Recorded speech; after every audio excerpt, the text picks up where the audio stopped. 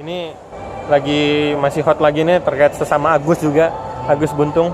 Dan kemarin polisi akhirnya klarifikasi, pihak polisian bilang ternyata itu bukan pemerkosaan atau ruda paksa, tapi pelecehan seksual. Ini menurut abang sendiri gimana melihatnya nih? Ya, jadi saya melihat dan mengikuti Agus Buntung ini memang beritanya simpang siur ya.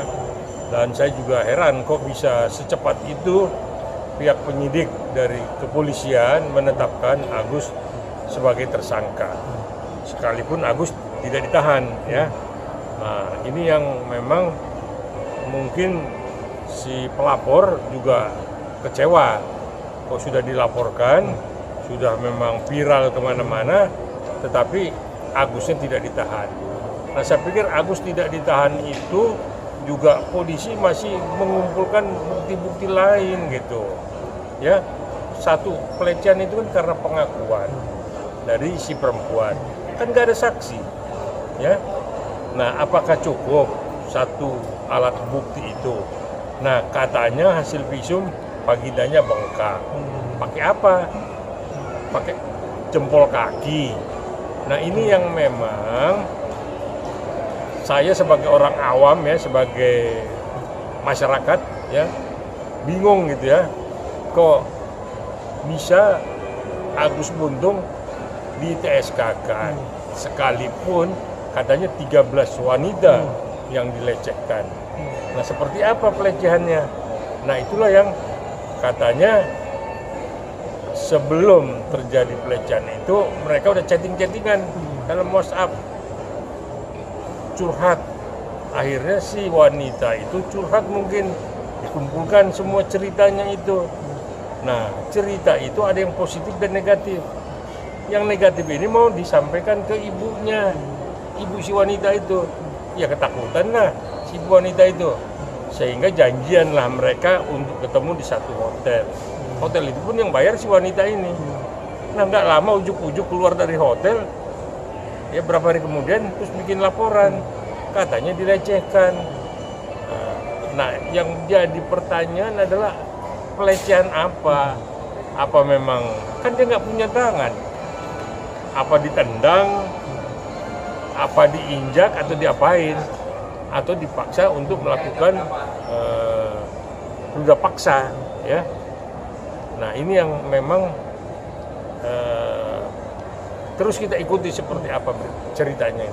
Bang, bisa dibilang Agus Buntung juga bilang katanya dia kayak merasa dijebak oleh wanita tersebut. Abang sendiri gimana? Kan tadi yang abang juga cerita juga, bisa dibilang ada pasal penjebakan gitu bang kalau misalnya? Iya gini, ini kan semua si wanita membuat LP, si Agus merasa tidak pernah berbuat, kan sekarang siapa sebenarnya Wanita. kok bisa dijebak? Itu kan yang booking hotel siapa? Yang bayar siapa? Kan si wanita itu. Kok jebakan? Nah artinya dari cerita ini semua masih simpang siur ya. Nah dilaporkan, ditetapkan jadi tersangka, tapi tidak ditahan. Nah kalau ditahan, mungkin penyidik akan lihat siapa yang kasih makan, siapa yang nyuapin, mau polisi nyuapin, kan nggak mungkin kan. Terus nanti kamar mandi siapa yang ngurusin, pakai baju kan apa sesama orang dalam tahanan, kan belum tentu mau nyuapin si Agus. Nah ini mungkin pertimbangannya kenapa dia tidak ditahan. Tetapi bukan hanya itu. Yang dilakukan dalam kamar itu apa, pelecehan seksual apa, jebakan apa. Nah ini kan mereka berdua ya. Nah saya sebagai praktisi hukum cuma melihat apakah terpenuhi unsur untuk menetapkan si Agus sebagai tersangka. Ini yang jadi question mark ya. Nah kalau si Agus ditahan, ada apa-apa di dalam tahanan, mati si Agus karena nggak bisa makan, karena nggak bisa masukin ke mulutnya, akhirnya kan jadi pelanggaran HAM. Nah, jadi inilah semua cerita yang memang pro dan kontra antara jebakan, umpan, sama siapa yang bayar hotel. Bang, pasal apa sih bang yang dikenakan kalau wanita tersebut akhirnya kan ibaratnya membiarkan berita publik bohong gitu? Pasal ya, berapa kan? Ini pencemaran nama baik ya, artinya pencemaran nama baik Agus ya. Nah, tapi ini kan bisa sejalan mereka nih. Si Agus dicemarkan, tapi si perempuan merasa dilecehkan secara seksual ya. Nah ini kan diatur di KUH pidana. Nah jadi kita lihat seperti apa, apakah ini akan jadi P21 dilimpahkan ke Kejari, seperti apa ya nanti kita lihatlah. Bang, kalau abang diminta untuk jadi tim kuasa hukum Agus Buntung, gimana abang menanggapi nanti? Ya, saya pikir kita mesti bantu si Agus ya. Ya, kita bantu si Agus seperti apa ya, apalagi dia kan penyandang disabilitas ya. Kasihan juga. Dan ekonominya juga kita lihat juga kasihan ya. Jadi kita berharap pihak penyidik dalam hal ini pihak kepolisian di Mataram sana untuk bisa mempertimbangkan penetapan Agus supaya TSK-nya itu mungkin bisa di SP3-kan atau dicabut.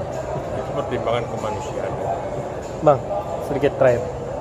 Menurut abang motif wanita tersebut apa sih bang? Mau pansos kah? Mau ibaratnya? Enggak, ini saya atau mau gimana nih bang motif? Saya nggak ngerti apakah ini memang bikin sensasi supaya viral, supaya memang rame, atau apa, ada motivasi apa, ya kita nggak tahu. Yang jelas Agus sama wanita ini, mahasiswi ini curhat bla bla bla bla, walaupun yang ke-13 katanya, ya. Terus dari curhatan inilah akhirnya si Agus megang kunci akan melaporkan ke ibunya kalau keinginan Agus tidak dipenuhi. Akhirnya si mahasiswi ini booking hotel, ke kamar di hotel. Nah disitulah terjadi pelecehan seksual. Pelecehan seperti apa? Hanya polisi lah yang tahu itu cerita.